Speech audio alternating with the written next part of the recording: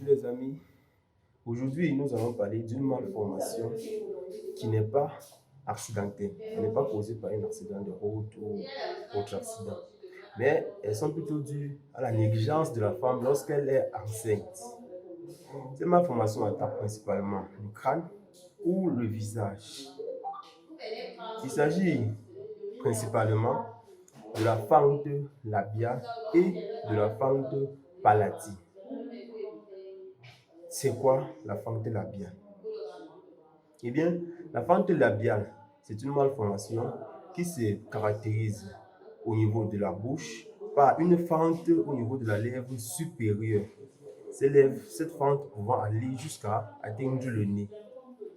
Elle est due en fait à la malformation lors de l'embryogenèse, c'est-à-dire elle est due lorsque l'enfant est dans le ventre, le tissu de la lèvre n'a pas pu bien se former.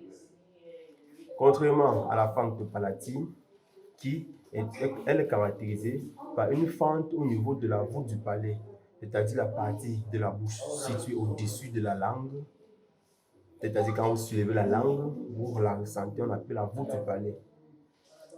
Eh bien, les conséquences de ces malformations sont principalement au niveau de la fente labiale. Elle va empêcher l'enfant de bien s'allaiter. Du coup, la croissance ne serait pas optimale. Le bébé ne doit pas pouvoir bien tenir le mamelon de sa mère.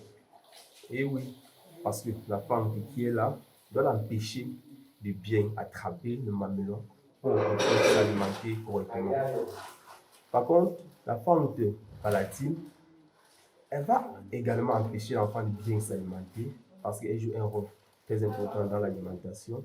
Elle va également empêcher l'enfant de pouvoir articuler effectivement des mots qui peuvent se faire comprendre par des personnes autour d'elle.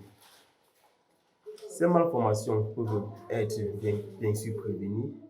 Par exemple, si vous êtes dans votre premier trimestre de grossesse, il vous est conseillé de consommer beaucoup de suppléments vitaminiques et surtout de l'acide folique. Et bien sûr, si vous avez déjà un enfant qui a été atteint, que ce soit de la fente labiale ou de la fente palatine, il vous est conseillé de consulter un généticien. Oui, pour pouvoir exclure le fait d'avoir encore un premier, un deuxième, un troisième enfant qui sera atteint de cette malformation. Et oui, il est possible. Le généticien, il peut, après consultation, il peut vous donner des prescriptions que si vous suivez à la lettre, vous ne pourrez plus donner naissance à un enfant atteint de ces malformations.